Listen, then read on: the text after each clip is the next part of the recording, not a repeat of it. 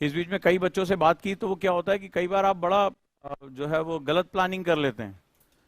1 year और 2 year में जो बेसिक फंडामेंटल होता है, 2 ईयर क्या होता है, जैसे आपको लगता है कि कई बार आप अपने बारे में सबसे गलत असेसमेंट करते हैं, तो टाइम मैनेजमेंट का जो फंडा है वो बिल्कुल अलग है।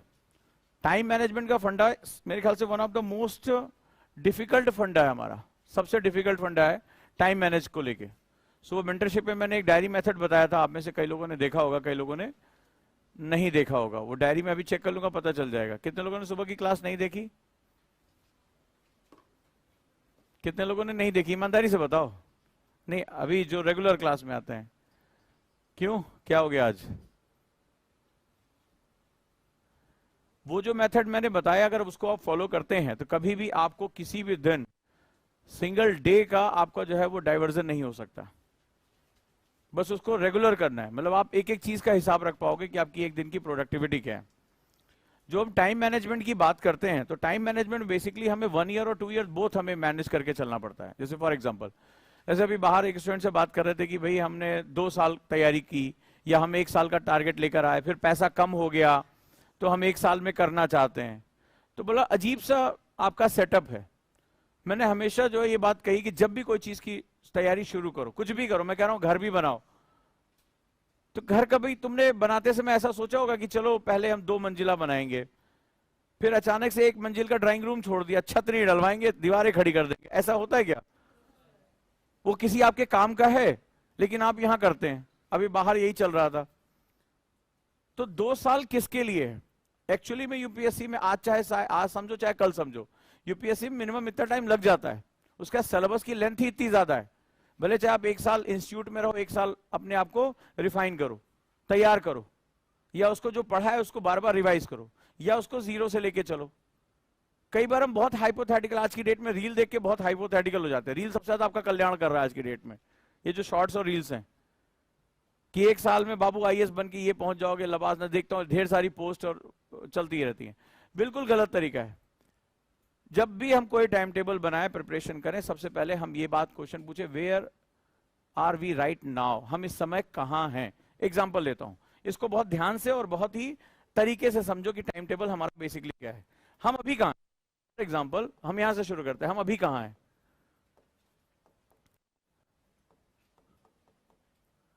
नहीं तो क्या होगा, आपने 2 साल का टाइम टेबल बनाया, फिर आपने कहा साहब वो 1 साल ही तैयारी करने का मौका मिल रहा है, ना आप उधर के रह गए ना आप इधर के रह गए। आपने 1 साल का टाइम टेबल बनाया, आपसे प्रेशर डील नहीं हो रहा, अब आप पता चला आपने सारे सब्जेक्ट छोड़ दिए, आप टाइम पास कर रहे हैं किसी तरह से, यहां से टाइम बीते और हम यहां से चले जाए। कई लोगों ने ये किया, आपसे टेस्ट के मार्क्स समझ नहीं रहे, आप 8-8 घंटा पढ़ाई नहीं कर पा रहे, आप गुरुकुल का शेड्यूल फॉलो नहीं कर पा रहे, तो फिर क्या होगा, आप ना उधर के रह जा रहे ना इधर के रह जा रहे हैं। तो आपको सबसे पहले क्वेश्चन पूछना, अभी हम कहां हैं। फॉर एग्जाम्पल 2 तरह के स्टूडेंट हैं। एक स्टूडेंट ए है जिसके घर का माहौल अलग है, उसको एजुकेशन बहुत अच्छी मिली है, एनसीईआरटी अच्छे से पढ़ाई गई है, अच्छे टीचर हैं, अच्छा जो है उसका एजुकेशनल बैकग्राउंड है, पेरेंट्स बड़े अवेयर हैं। मेरे को फोन आते हैं पेरेंट्स के, हिंदू बचपन से पढ़ा रहे हैं, उसके घर में जो है वो पापा अच्छी खासी गवर्नमेंट पोस्ट पे हैं, और वो क्या उनके घर में कोई ब्यूरोक्रेट है, तो वो लोग पढ़ा रहे हैं अच्छे से, उनको मैपिंग अच्छे से कराई जा रही है, उनको न्यूज़पेपर पढ़ना आता है, उनकी वोकैबुलरी बहुत अच्छी है, करिकुलर एक्टिविटीज बहुत अच्छी, बहुत से स्कूल्स में ऐसा होता है। वो पब्लिक स्पीकिंग कर रहे हैं, वो डिबेट क्लब में जा रहे हैं, उनको एक्सपोजर मिल रहा है। तो एक स्टूडेंट ए हो गया, दूसरा स्टूडेंट बी है।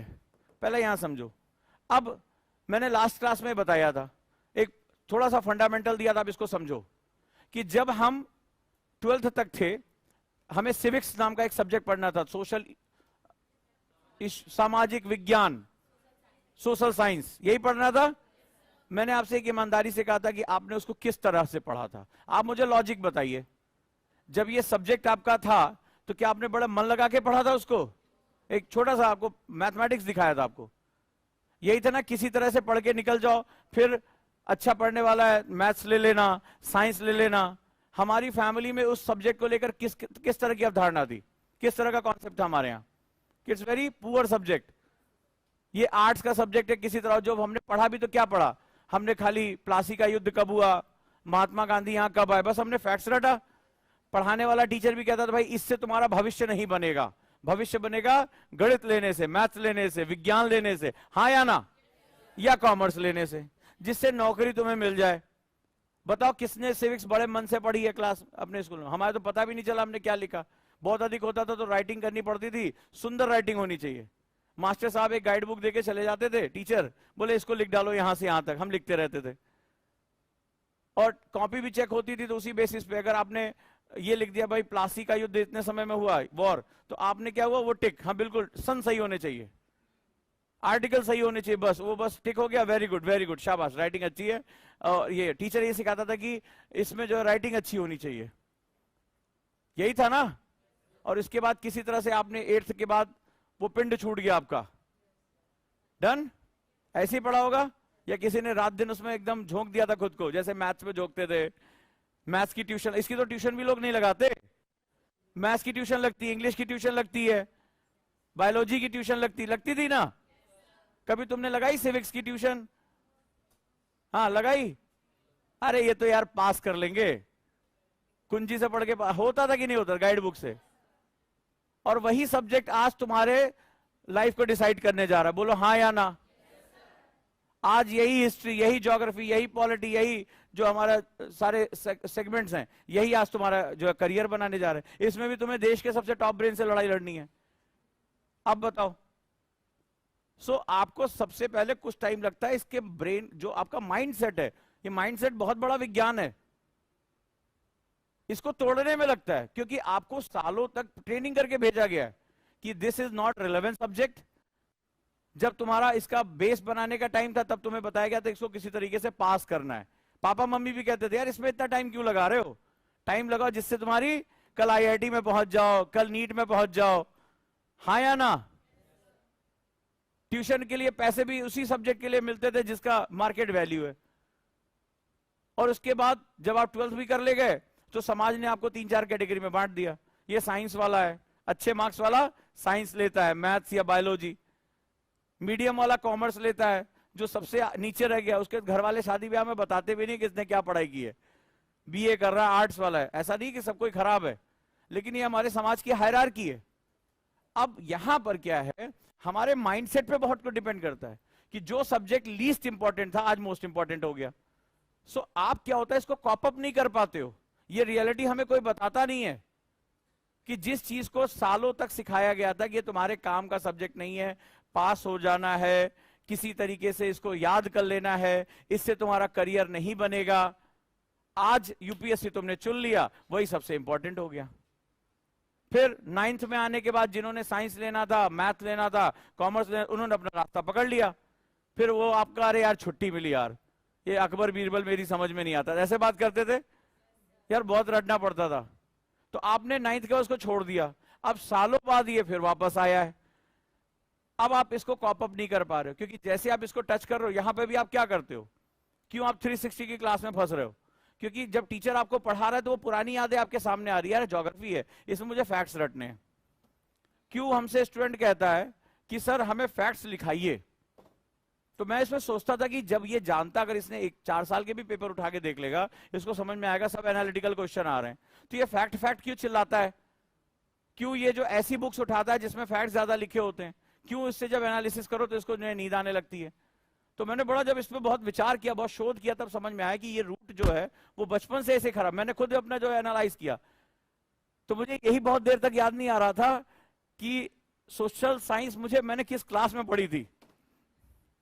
मुझे बस इतना याद आ रहा था कि एक बार बड़ी मार पड़ी थी राइटिंग ठीक करने के लिए, और हमारे जो प्रिंसिपल थे वो वही पढ़ाते थे, वो ऐसे लेके चले जाते, ये किताब यहां से यहां तक लिख डालो।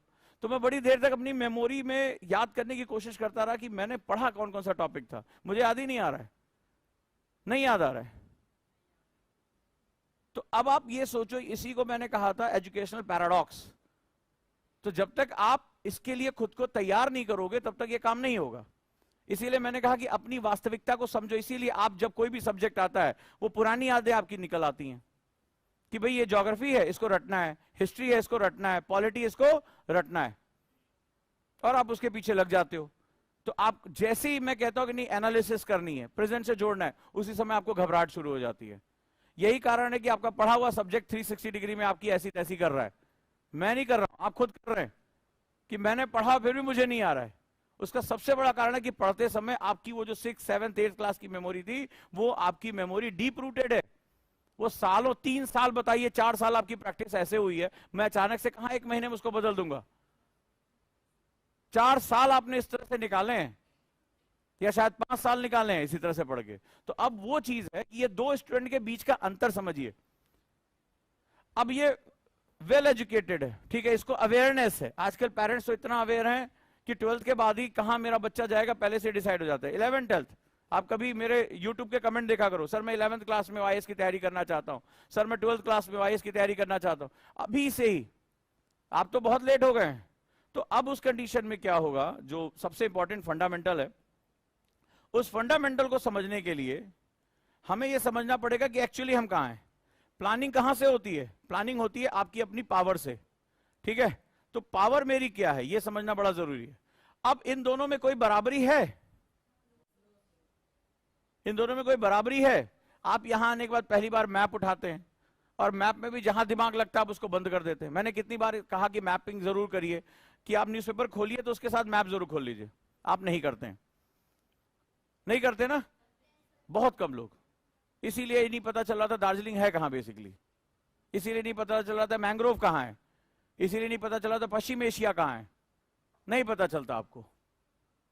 आप ऊपर की तरफ देखते हैं, कहां है प्रभु, ठीक है, इस तरह से आप देखते हैं। रीजन क्या है? क्योंकि आपको पता है कि ये मेरी सिविक्स की किताब है, उठाना और पढ़ के खत्म कर देना है।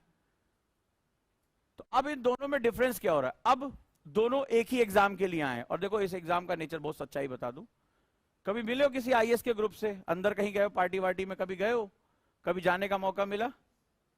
ये सेवा अंग्रेजों ने शुरू की थी। आईसीएस स्टार्टेड बाय ब्रिटिशर्स, और जो आईसीएस के अधिकारी हुआ करते थे इंडियन सिविल सर्विसेज के, दे वर नोन एज एलीट।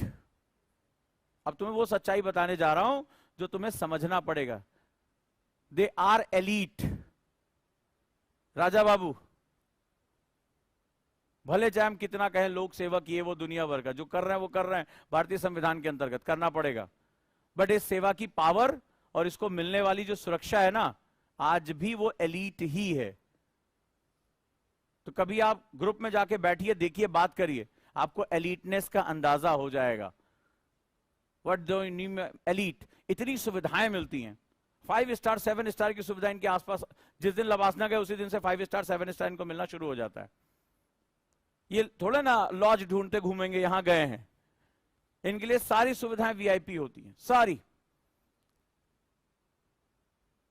तो ये वीआईपी का जो कल्चर इनके अंदर आ गया है। अब तो कहो नीली बत्ती लाल बत्ती उतर गई इनकी, नहीं तो ये नीली बत्ती किसी ट्रैफिक वैफिक रूल को कुछ नहीं समझते, टोए टोए टोए टोए करते हुए निकल जाते थे। कई बार वो भी नहीं होते, उनके रिश्तेदार होते थे तो भी टोए टोए करते निकल जाते थे। तो ये जो है, ये एक वीआईपी कल्चर रहा है, ये एलीटनेस है। सो वो जो चाह रहे हैं वो एलीटनेस ही है। तो एलीट क्लास जो है वो इसके साथ जाता है, मतलब उस तरह से भाव भंगिमा, उस तरह से बात करने का तरीका, सोफिस्टिकेटेड वर्ड में बहुत अच्छे तरीके से बात कर रहे हैं। अब इन दोनों को एक पर्टिकुलर यूपीएससी का एग्जाम देना है। एलीट की लैंग्वेज इंग्लिश है ना आज की डेट में। हिंदी के वर्ड देखे तुमने? हिंदी के वर्ड देखे क्वेश्चन के, जो मैंने भी पॉलिटी के क्वेश्चन कराए थे? तुम हिंदी मीडियम पढ़े हो तो उस क्वेश्चन को पढ़ के बताओ कौन सा है। ये ऑस्टिन की बुक हिंदी में पढ़ रहे हो कि पता तो चल ही रहा होगा, 2-4 पेज तो पढ़े होंगे ऑस्टिन के, कुछ इधर उधर भाग रहा है। तो ना तुम इंग्लिश के रह गए ना तुम हिंदी के रह गए। तुम्हारी हिंदी वालों की, अब वो भी बेचारे सोशल मीडिया पे चैट तो करते हैं, तो वो रह गए इंग्लिश के। हिंदी आ रही इतनी कठिन, तो ना वो इंग्लिश के रह गए ना वो हिंदी के रह गए। सो आपको क्या करना होगा सबसे पहले कि हम अभी कहां, इसका तुम्हें अंदाजा लगाना पड़ेगा। फॉर एग्जाम्पल, जैसे इसने एनसीईआरटीज अच्छे से पढ़ रखी हैं, केंद्रीय विद्यालय से पढ़ा हुआ, केंद्रीय विद्यालय में जानते हैं कि एनसीईआरटी आपको बहुत अच्छे से पढ़ाई जाती है, राइट और रॉन्ग? इसके बाद बहुत सी चीजें यहां होती हैं, एनसीईआरटीज हो रही हैं, तमाम तरह की चीजें यहां हो रही हैं, मैपिंग हो रही है, एक्टिविटी हो रही है, ये लोग जाते हैं इधर उधर जाके जो है वो लेक्चर्स देना, डिबेट क्लब में ज्वाइन करना। यहां तुमने कभी जीवन में, और कम से कम सोशल साइंस के सब्जेक्ट तुमने कुंजी से ही पढ़े हैं, और पढ़ते समय तुम्हें यह भी नहीं पता था कि मैं क्या पढ़ रहा हूं या क्यों पढ़ रहा हूं, बस पास हो जाना है, और वो भी एग्जाम के एक हफ्ता पहले। ऐसे अब तुम लोग हंस रहे, इसका मतलब तुम सच्चाई जानते हो। एग्जाम से एक हफ्ता पहले वो भी किताब फटती थी। क्यों दो किताबें खरीदना, किसका भविष्य में कोई लेना देना नहीं है।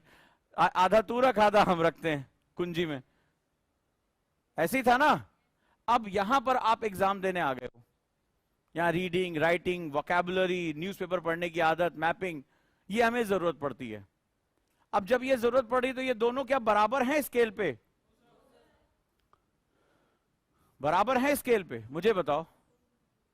अब मैं बहुत बड़ी बात नहीं कर रहा हूं। स्टूडेंट आया मेरे सामने, बोला आईएएस बनना है, प्रथम प्रयास में आईएएस बनना है, ठीक है। मैंने कहा आईएएस को क्या बोलते हैं? बोले भारतीय प्रशासनिक सेवा में जाना है। मैंने कहा लिखो। उसने प्रशासन गलत लिखा, उसको ये नहीं पता चला था बड़ा सा लिखना है छोटा सा लिखना है। अरे मजाक की बात नहीं है। तुम जिस एग्जाम के लिए आए हो, तुम्हें तुम्हारी इतनी बुरी स्थिति है कि छोटा ही लगना है, बड़ा ही लगना है, प्रशासन में सा बड़ा होगा छोटा होगा। कई लोग सोच भी रहे होंगे कहीं हमसे ना लिखवा ले। तो ये क्या होता है, ये चीज बताती है कि आपकी प्रिपेयर्डनेस जिसे हम लोग कहते हैं वो इक्वल नहीं है। तो फिर जब कंपटीशन जब सेम आएगा तो अपॉर्चुनिटी किसके लिए ज्यादा होगी? ए के लिए या बी के लिए? अब तुम्हारे पास खुद जवाब है। तो दूसरा तरीका यह है कि ठीक है, मेरे पास्ट में मेरे साथ जो चीज हो चुकी है उसको अब मुझे नहीं दोहराना है, और मुझे खुद को इस एग्जाम के लिए प्रिपेयर करना है। तो चेतन भगत भी, अभी उनकी नई किताब भी आई है। चेतन भगत क्या लिखते हैं?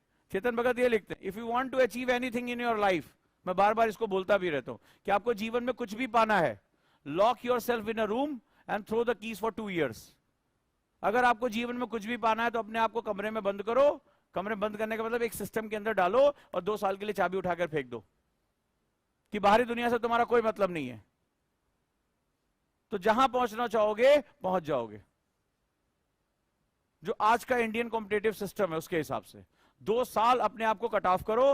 रात दिन, सुबह का सूरज, रात का सूरज, तुम्हें कुछ पता नहीं है। अपने आप को एक सिस्टम में डालो। चाबी फेंक देने का मतलब है नो ऑप्शन।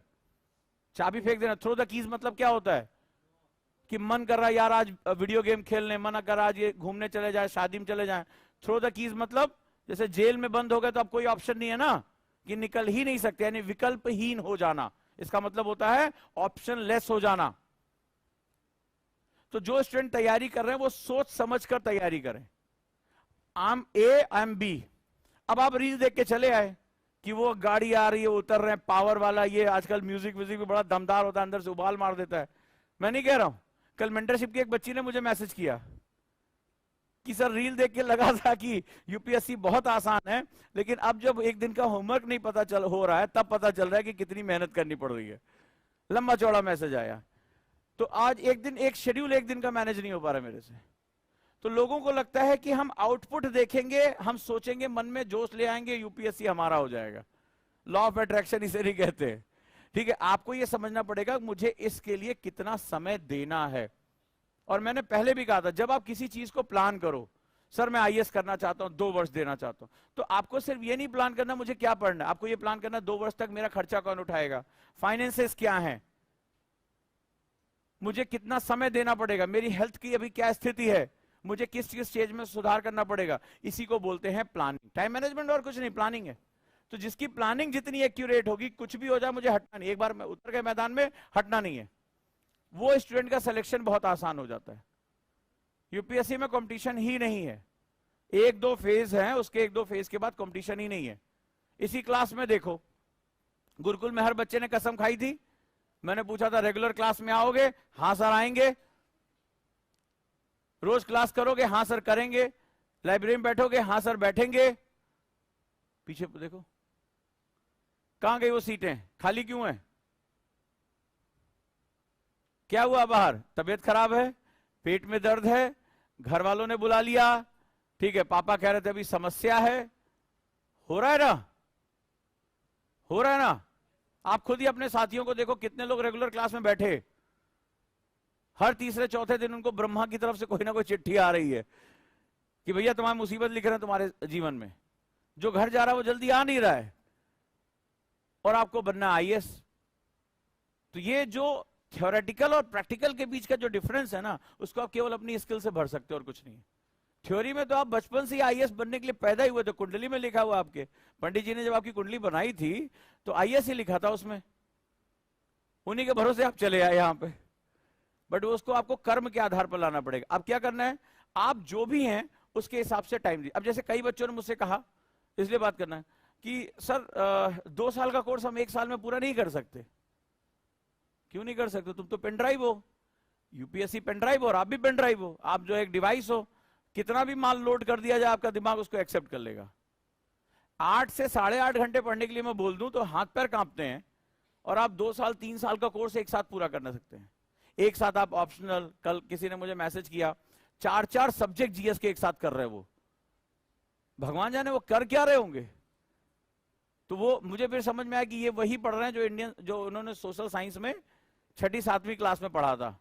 1 हफ्ते में पूरे साल भर का कोर्स खत्म, है ना। इसी तरह से आप आईएएस कर रहे हो। इससे क्या होगा, आपको भी लॉस होगा और हम आपके लिए बहुत मेहनत करते हैं, हमें भी लॉस हो जाएगा। तो हमें दोनों को लॉस ना हो, क्योंकि हमें भी बड़ा नुकसान होता है जब हमें बहुत दुख होता है कि ये स्टूडेंट कर सकता था, टिक जाता। यूपीएससी में कंपटीशन ही नहीं है। यूपीएससी में जो कंपटीशन है वो केवल पेशेंस का कंपटीशन है। यूपीएससी में 13 लाख लड़के फ्री दे रहे हैं, 13 लाख बच्चे फॉर्म भरते हैं। पहला पेशेंस उनका 2 महीने के अंदर चुक जाता है। आप इसी बार के आंकड़े उठा के देखो, 50% बच्चे फॉर्म भरने के बाद एग्जामिनेशन सेंटर 16 जून को नहीं जाएंगे।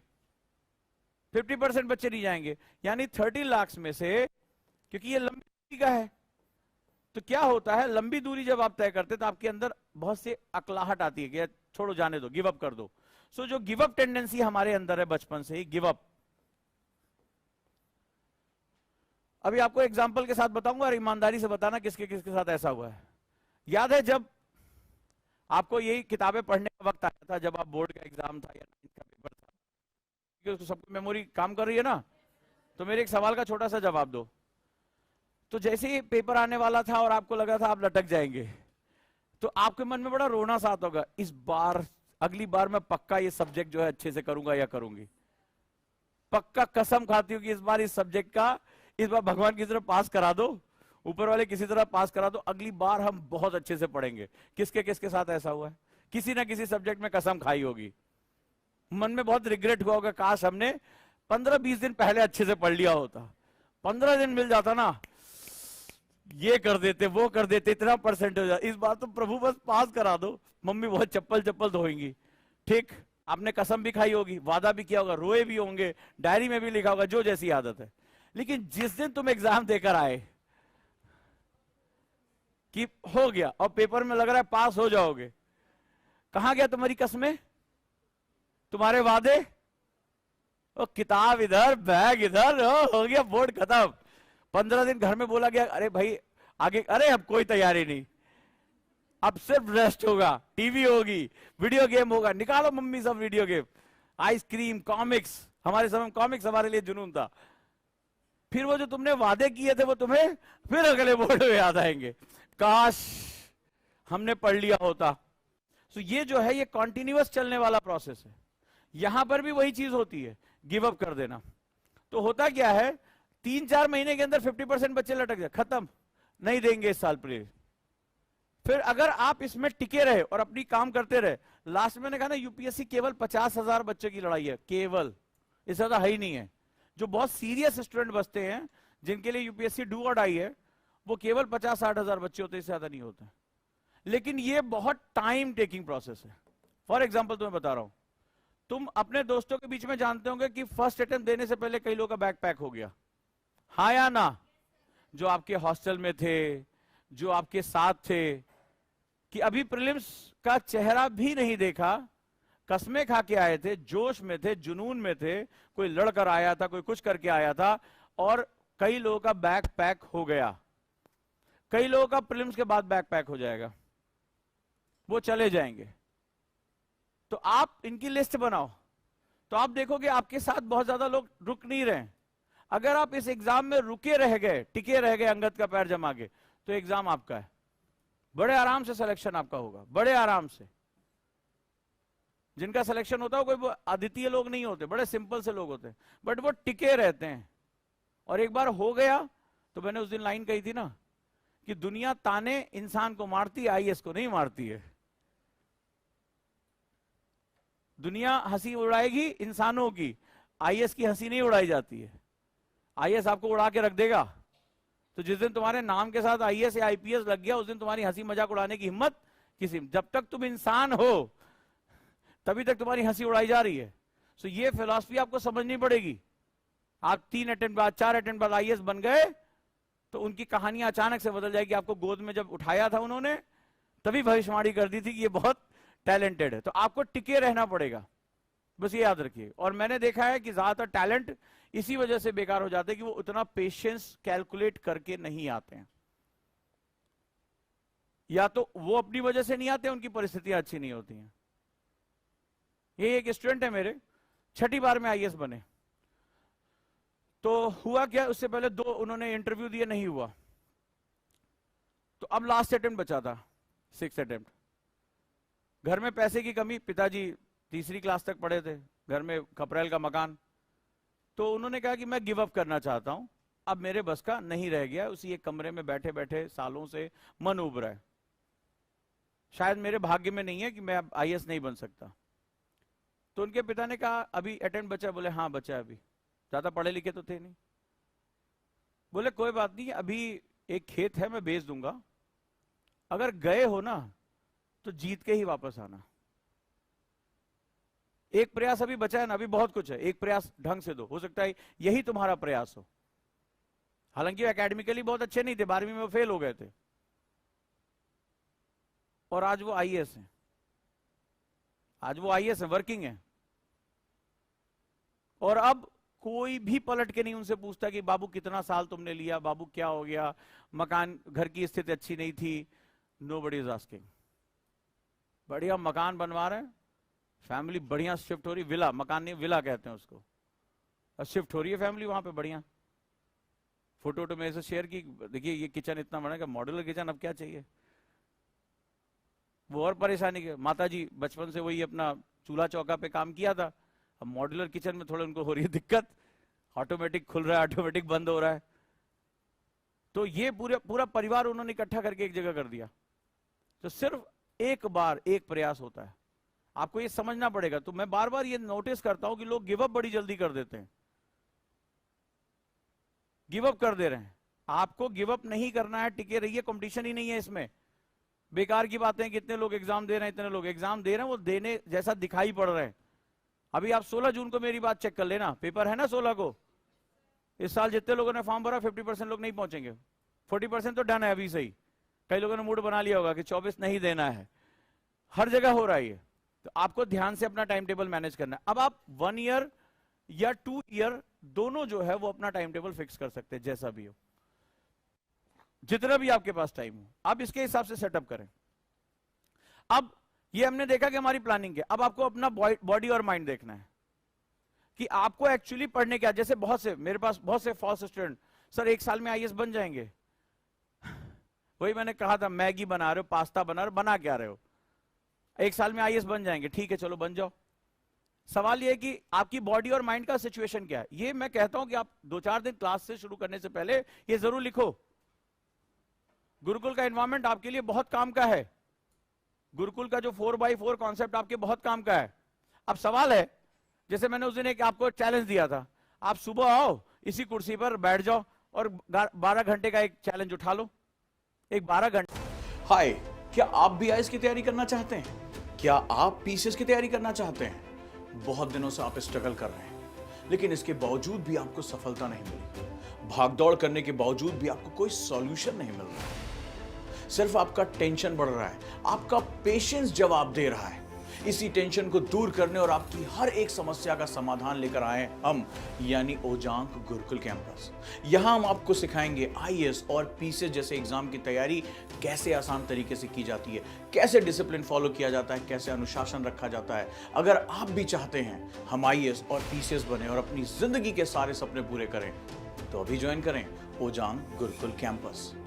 Because when we support the word selfless, the whole universe will support you endlessly.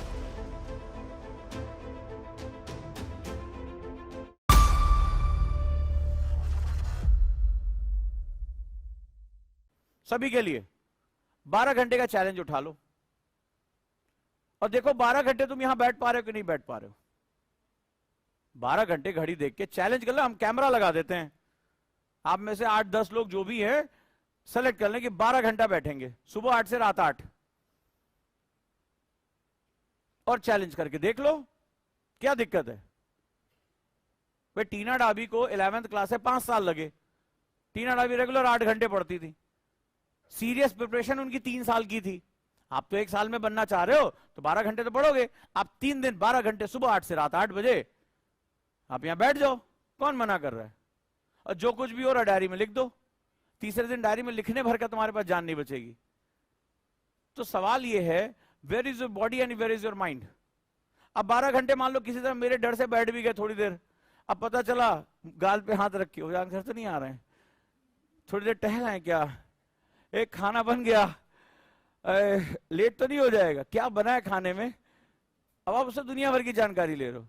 चलें थोड़ी देर कोल्ड ड्रिंक पिए, नीचे दुकान खुली है क्या, होता है ना आपके साथ, होता है कि नहीं होता है। फिर आपका मन, आपका शरीर बेचारा किसी तरफ बंधा हुआ है, मन आपका यहां नहीं है। तो जब तक आपकी बॉडी और आपका माइंड दोनों एक जगह नहीं होगा, बॉडी प्लस माइंड, तब तक वो आपके 8-9 घंटे 10 घंटे बैठने का कोई मतलब नहीं। टाइम टेबल हम बनाते हैं, ऐसा लगता है दूसरे को दिखाना है कि कौन कितना क्रूरतम टाइम टेबल मुझे दिखाएगा, मैं उसको अवार्ड दूंगा कि आपने तो सर सांस भी लेना बंद कर दिया 24 घंटे, very good, keep it up, आगे बढ़िए। लोग ऐसा टाइम टेबल बनाते हैं। तो आपको अपने हिसाब से, अपने लिए बना रहे हो ना, वेयर यू आर।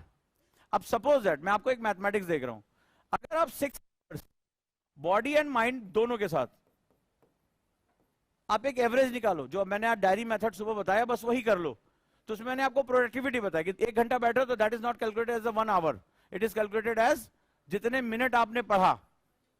और 1 हफ्ते के अंदर आपकी बॉडी माइंड पता चल जाएगा, 1 हफ्ते के अंदर, कि आप बेसिकली 6 आवर पढ़ रहे हो, 7 आवर पढ़ रहे हो, 5 आवर पढ़ रहे हो, रेगुलर पढ़ रहे हो। रेगुलर भी बहुत जरूरी, मान लो आपने एक 36 आवर का जो है टारगेट रखा पूरे हफ्ते भर में, 2 दिन आपने ड्रॉप कर दिया, मतलब आपने पढ़ा ही नहीं, कभी बीमार पड़ गए, कभी कुछ, एक तो बीमार पड़ना बड़ा शौक हो रखा है, तो आपके 6-6 12 घंटे निकल गए। 12 घंटे कैसे पूरा करोगे। तो where you are it is very important, जो भी आप टाइम टेबल बनाओ। अब मुझे पता है कि एवरेज अगर मैं 8 आवर्स पढ़ता हूं या 9 आवर्स पढ़ता हूं तो भी मिनिमम 1 साल मुझे लगेगा। इतना बड़ा कोर्स है, आपको अंदाजा हो गया होगा कि सिर्फ पढ़ना नहीं है, ऑब्जेक्टिव क्वेश्चन लगाने, सब्जेक्टिव क्वेश्चन लगाने, रिवीजन भी करना है, ऑप्शनल भी करना है, एस्से भी करना है। तो अब मुझे एक्चुअल में कितना टाइम लगेगा, ये कर लोगे तो आप अपना पैसा भी बचा लोगे और टाइम भी बचा लोगे। मैं आपका पैसा बचा रहा हूं, क्योंकि 1 साल गलत तैयारी में स्ट्रगल करने में बीत गया, पता चला 1 साल बाद लग रहा है भाई साहब आईएएस हमसे नहीं होगा, अपना पैसा भी बर्बाद किया और टाइम भी बर्बाद किया। तो आपको क्या करना है, टाइम टेबल अपना फिक्स करके चलना है। अब हम क्या करते हैं यहां पे, चलो 4x4 कर लेते हैं।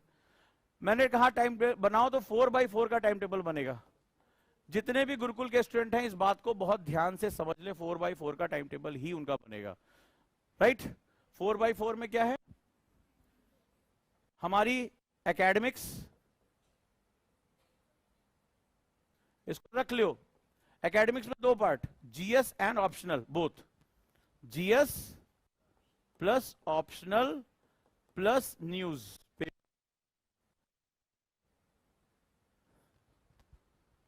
डन। दूसरा फिजिकल हेल्थ। किसको किसको अब अंदाजा हो गया होगा कि फिजिकल हेल्थ उनकी सबसे बड़ी समस्या है। हर दूसरे तीसरे दिन शरीर साथ छोड़ दे रहा है, हो रहा है ना। और जब छोड़ दे रहा है तो उसके बाद वापस लौटना और बड़ा मुश्किल काम हो रहा है, कई लोग तो लौटे ही नहीं। फिजिकल हेल्थ, ये टाइम टेबल है। मेंटल हेल्थ, सब परेशान है लेकिन परेशान की तरह घूम रहे हैं, सर होगा कि नहीं होगा, डर लग रहा है, पसीना आ रहा है। मेंटल हेल्थ, फोकस नहीं हो पा रहा है, ध्यान नहीं लग रहा है, किसी ने कुछ बोल दिया तो अपना रोने बैठ गए, अरे बोल दिया, अपने आप को अंदर से स्ट्रांग बनाओ। और स्पिरिचुअल, स्पिरिचुअल के बारे में मैंने तुमसे इससे पहले भी डिस्कस किया था। जैसे अब देखिए कल हमारे स्टूडेंट हैं, किन्होंने कल पौधा लगाया था, एक बार ताली हो जाए। कहा तो पूरी क्लास के लिए था, कल मैंने बोला था ना कि एक संडे अगर हमने एक पौधा लगा दिया मान लो, तो वो भी हमारी अचीवमेंट है। हमने नेचर को क्या दिया? स्पिरिचुअलिटी इज ऑल अबाउट कि आंख बंद करके ओम ओम चिल्लाना नहीं है।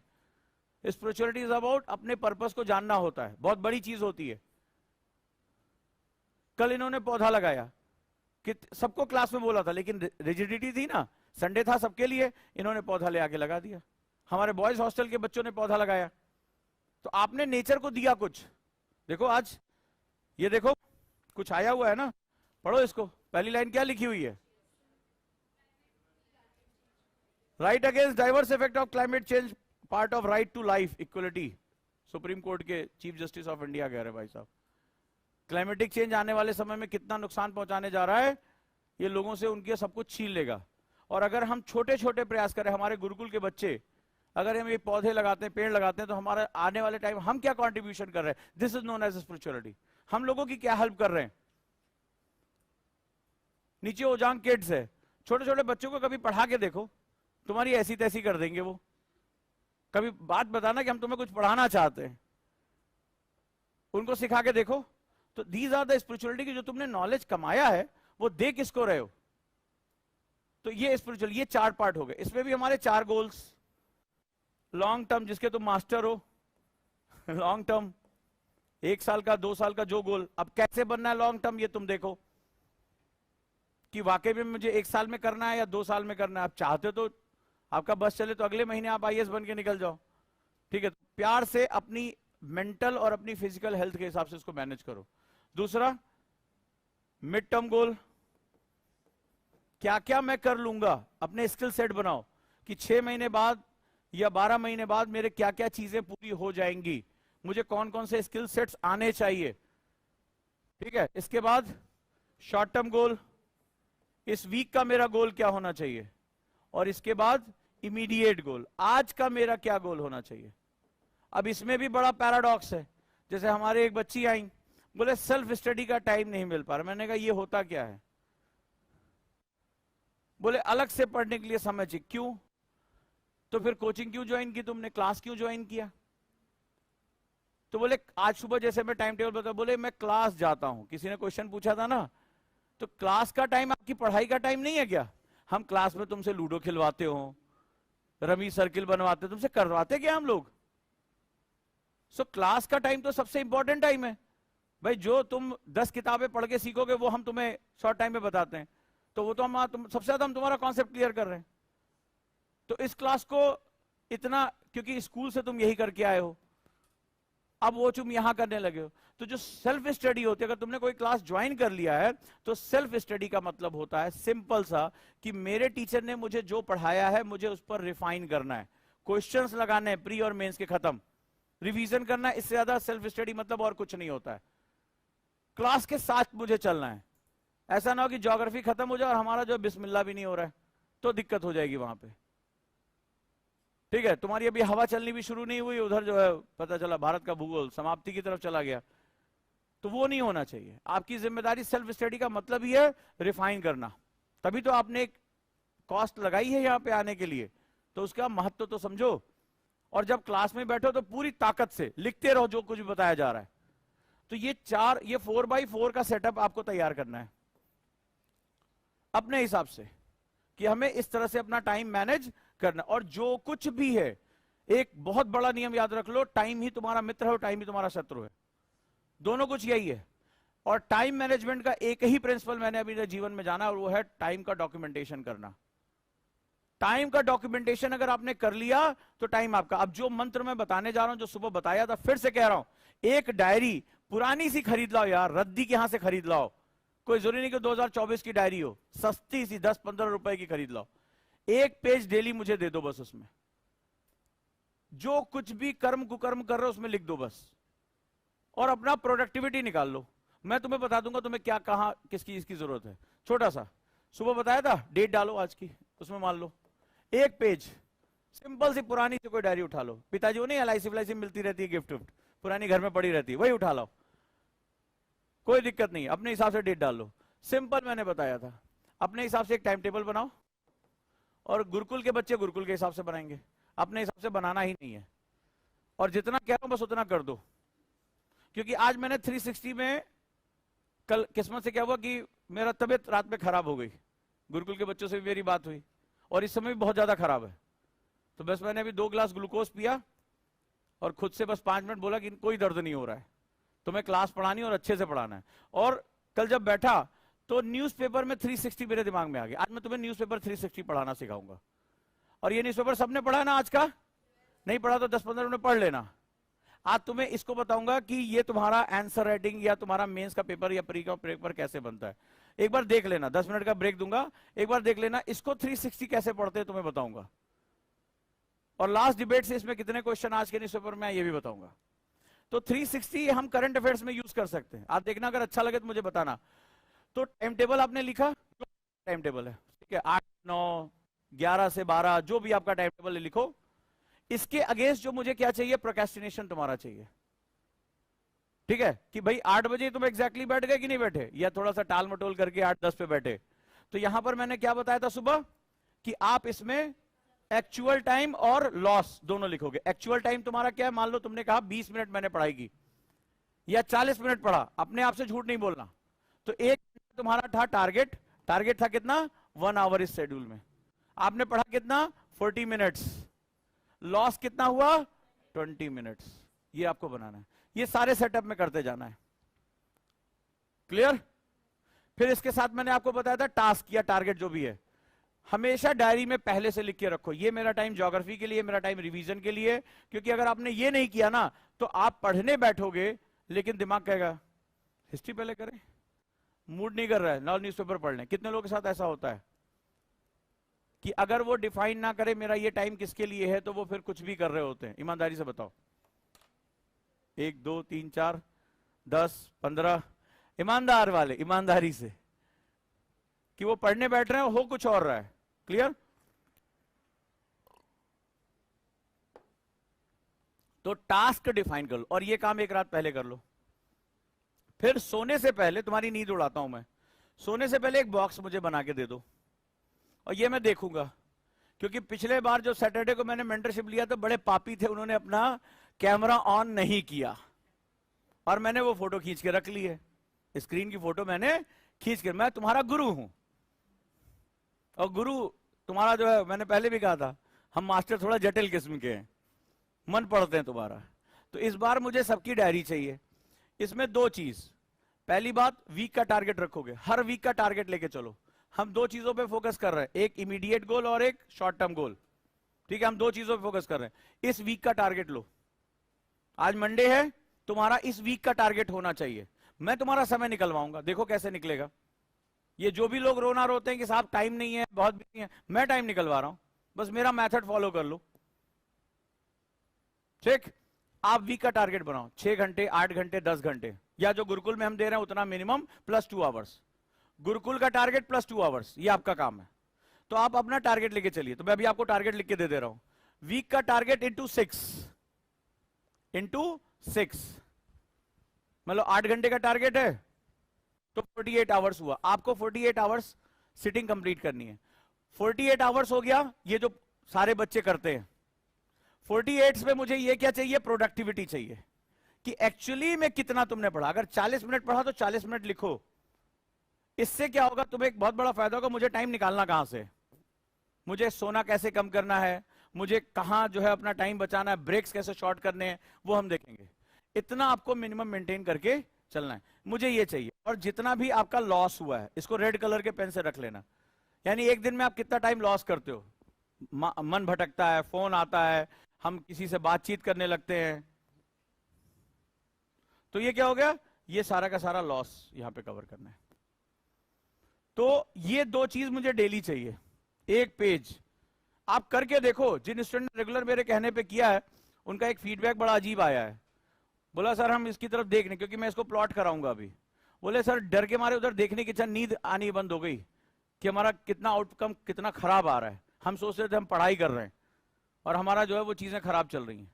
लेकिन आप कब तक भागोगे, आपको अपना टाइम मैनेज करना है। अब जरा देख लेते हैं, अब हमारे गुरुकुल 1 ईयर के जो बच्चे हैं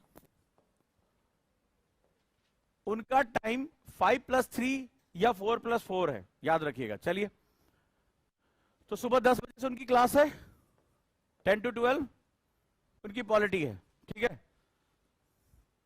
अभी जो वीक डेज के हम बात कर रहे हैं, वीकेंड्स के बारे में बाद में बात करेंगे। इसके बाद 12:15 मेरी क्लास है, इसमें एक क्लास और ऐड ऑन हो जाएगी, या तो पॉलिटी एक्सटेंड हो जाएगी, ठीक है। 1:30 मेरी क्लास है 360 की, ये क्लास है, इसमें पूरा आउटकम तुम्हारा आना चाहिए। इट मे बी कि हम इसको एक्सटेंड कर दें, ठीक। ये इसके बाद आप लंच के लिए चले जाएंगे और 1 घंटे अपना रेस्ट किया, जो भी करना है। इसके बाद आप लाइब्रेरी के लिए बैठ जाएंगे। मैं देख रहा हूं कई लोग भाग जा रहे हैं, सिटिंग देनी है आपको, बैठो यार, यहां पे घूमते फिरते हम अपना आ जाएंगे, कोई दिक्कत नहीं है। आप लाइब्रेरी के लिए एक साथ ऐसे बैठे हो, बैठे रहो, नीचे जाके फर्स्ट फ्लोर वाले में सेगमेंट में बैठ जाओ, ठीक है। चाहे वो न्यूज़पेपर पढ़ना हो, रिवीजन करना, इसमें रिवीजन का टाइम आपका जरूर होना चाहिए। जो कुछ भी पढ़ रहे हो रिवीजन। अब जिनको शॉर्टर टाइम में देना है उनका रिवीजन थोड़ा सा अलग तरीके से होगा, उनका रिवीजन होगा RFR पे। रिवीजन के भी कई मेथड होते हैं, रिवीजन इनका चलेगा RFR पे। मतलब जो कुछ भी पढ़ रहे हो, सिंपल एक क्वेश्चन की डायरी बना लो, क्वेश्चन की कॉपी बना लो, क्वेश्चंस करने हैं, रिकॉर्ड रखो कि प्रीलिम्स के क्वेश्चन और मेंस के क्वेश्चन, जिनको इमीडिएट एग्जाम देना है, बस और कोई तरीका नहीं है। रिवीजन, इनका रिवीजन का टाइम ज्यादा होना चाहिए, इनका रिवीजन का टाइम ज्यादा होना चाहिए। 1 आवर करंट डॉक्यूमेंट्स पे आपको देने हैं, करंट योजना, कुरुक्षेत्र। अब देखिए कल दीपशी ने जो शेयर किया कुरुक्षेत्र, आप लोगों ने देखा कि नहीं देखा, ठीक है। पंचायती राज, इस बार जो कुरुक्षेत्र आई है पंचायती राज से, भाई साहब उसके आर्टिकल क्वेश्चंस हैं। पंचायती राज सीधे आपका GS पेपर 2 का पार्ट है, डायरेक्ट क्वेश्चन आएगा। उसमें एक आर्टिकल दिया हुआ था कि कैसे ग्रामीण जो पंचायतें हैं, ग्राम सभा महिलाओं के जो है सशक्तिकरण में योगदान देती हैं। तो ये सारे टॉपिक हैं यूपीएससी के। आपको, आप इन डॉक्यूमेंट्स के लिए टाइम दें। तो आपको क्या करना है, इसके बाद आपको सिंपली 7 बजे तक यहां रहना है। कई लोग भाग जा रहे हैं बिस्तर की ओर में, ठीक है, चलो भाई भागते हैं। 7 बजे तक आपको यहां पे रखना है। 10 से 7 कितने घंटे हो गए? 10 से 7 कितने घंटे हो गए? लो 9 घंटे। ये 9 घंटे आप गुरुकुल में रहेंगे, प्लस 2 आवर्स आप देंगे ऑप्शनल के लिए। अगर अभी आप कर रहे हैं तो, और नहीं कर रहे हैं तो सिर्फ जिनको 24 देना है वो सिर्फ एक काम, आज मैंने सुबह टारगेट दिया था 150-200 क्वेश्चन लगा डालो। क्वेश्चन लगा डालो, पूरे हफ्ते भर हम उसी क्वेश्चन को खाएंगे। क्वेश्चन अटेम्प्ट कर डालो, जितने ऑब्जेक्टिव क्वेश्चन हो सके अटेम्प्ट कर डालो, जितने ज्यादा पॉसिबल हो सके। और खाना खाने के बाद उन्हें किसी से बात नहीं करनी है। जिनका भी प्रीलिम्स है, क्या करेंगे वो? फ्लैश कार्ड किसके किसके पास है? मोबाइल में किसके किसके पास है फ्लैश कार्ड्स? हाँ, जो मैंने बताए थे पुराने पापियों। अभी भी जैसे छोटे छोटे कार्ड, अभी भी आपको खाना खाने के बाद वॉक करना है 15 से 20 मिनट। और वॉक करते समय जितने कॉन्सेप्ट्स हैं फ्लैश कार्ड पे उसको ऊपर ऊपर लिख लो, उसके बारे में हेडिंग्स। जैसे मान लो फंडामेंटल राइट या कोई भी चीज पढ़ रहे हो, प्रियम्बल, आप लिख के उसको बस रिवाइज करते रहो, बोल बोल के टहलते रहो। कहीं अंदर ही गार्डन है हमारा, कहीं पर भी जाओ या वाटिका में चले जाओ और वहां पर आराम से बस टहलते रहो, उसको रिवाइज करते रहो। यारी दोस्ती, सोशल मीडिया, इसको थोड़ी देर के लिए बाहर कर दो। जो पढ़ा है आप टहल देंगे, भोजन भी आपका पचेगा, ठीक है। डीप ब्रीदिंग करेंगे, मन को शांत करेंगे और 20 मिनट आप बोल बोल के रिवाइज करेंगे। बोल बोल के, अकेले अकेले निकल जाए, अकेले घूमिए। गुरुकुल में बहुत जगह घूमने के लिए, ठीक है, हो जाएगा। ये सिंपल सा फंड है 2 ईयर वालों के लिए।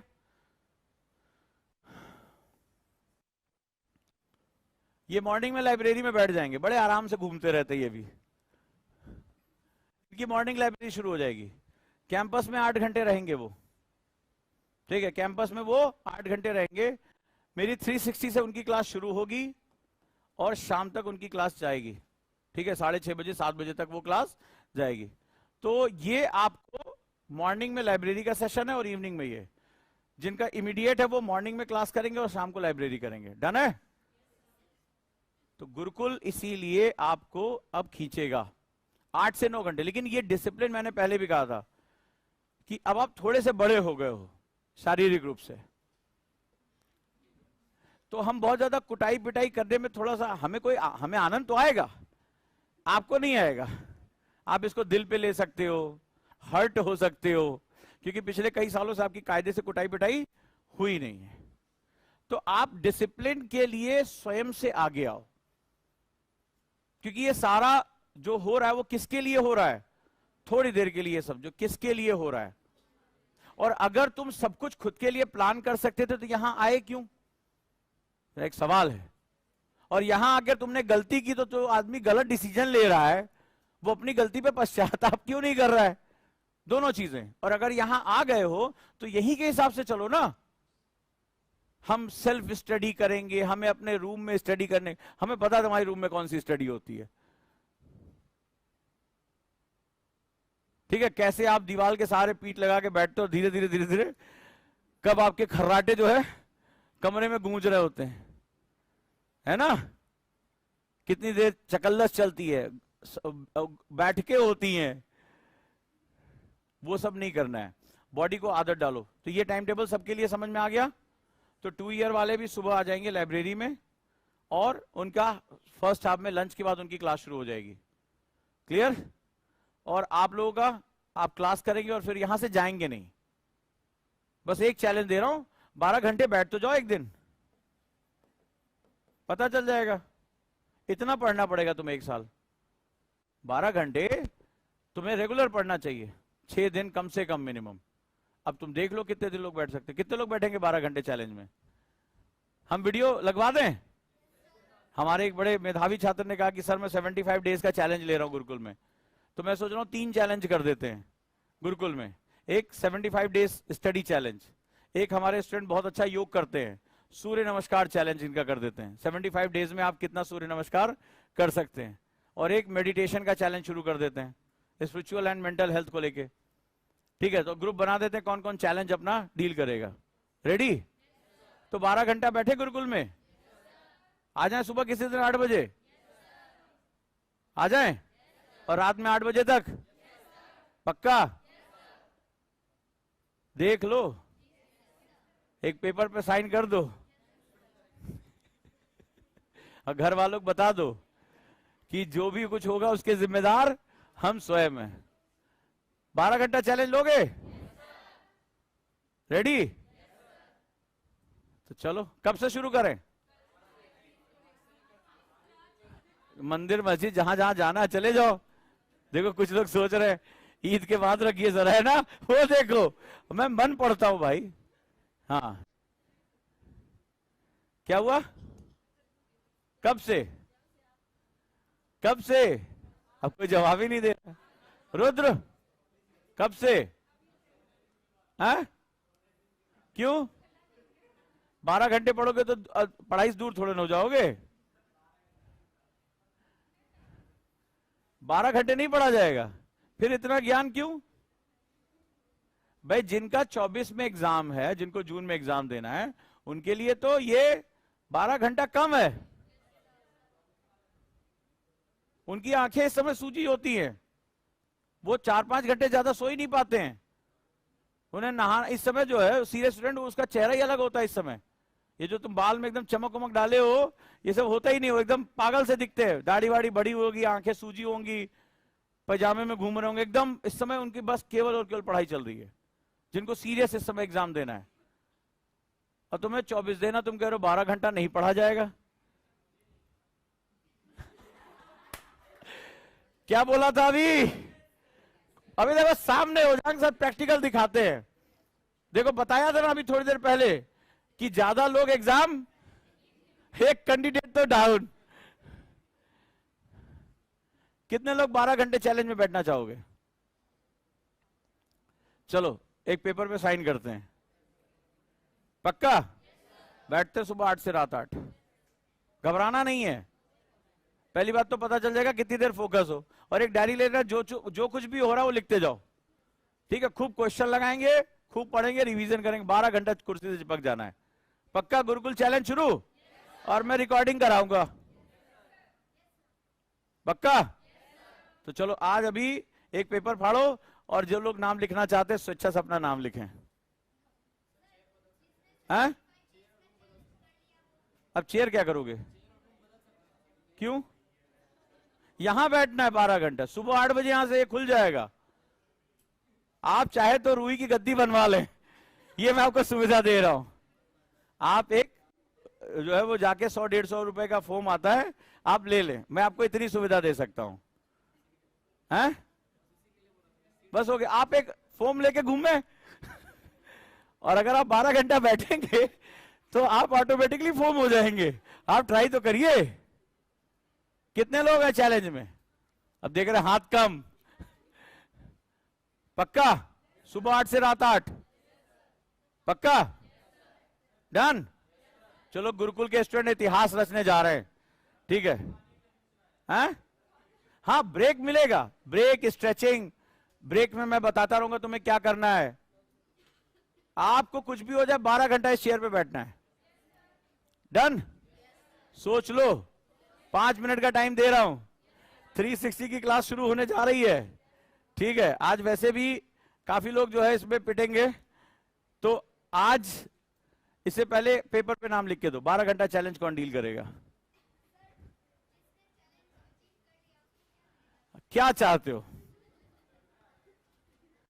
क्या मिले? क्या चाहते हो भाई? एक तो लवासना की टी शर्ट रखी हुई है, एक लवासना की टी शर्ट रखी हुई है, 2 है मेरे पास, और लवासना का साइन किया हुआ कार्ड है, जो उनका हेरिटेज कार्ड होता है। लवासना की लीजेसी उसमें पूरी लिखी होती है, तो मैं वहां से लेकर आया हूं लवासना से। तो वो टी शर्ट अपने आप में, ये जो यहां लिखा होता है ना, वो बहुत बड़ी पावर होती है, उसको पाने के लिए आदमी पागल हो जाता है। तो वो टी शर्ट मैं गिफ्ट करूंगा, ठीक? वो कार्ड मैं गिफ्ट करूंगा जिसने 12 घंटे का चैलेंज, लेकिन एक दिन नहीं करना है, मैं पहले बता दूं। 75 डेज? फिर तो पक्का। देखो, विकेट गिरने लगे, कई लोगों के तो रिश्ते टूट जाएंगे।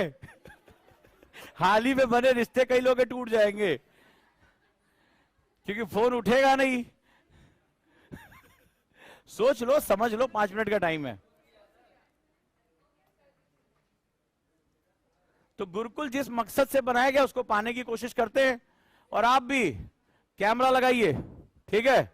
और रिकॉर्ड होना चाहिए, और आप लोगों के पास टाइमर होना चाहिए, डायरी होनी चाहिए।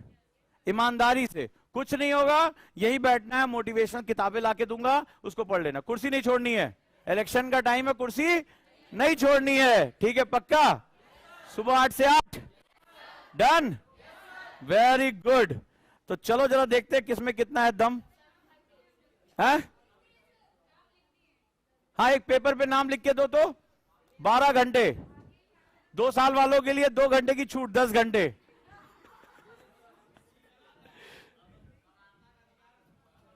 अरे तो लॉ ऑफ इक्वलिटी और लॉ ऑफ इक्विटी दोनों होती है ना, न्याय के समय समानता और न्याय की समानता। तो चलो बम बम लग जाओ काम पे। तुम लोग ईद से पहले आओगे, ईद से बाद?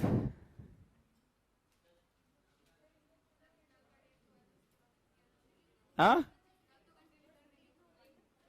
करो, देखते हैं, ट्राई तो करो। पहले दिन के बाद हो सकता है 3-4 दिन की छुट्टी हो जाए। आ जाओ भैया, अब मजा आएगा गुरुकुल में। हाँ, रेडी?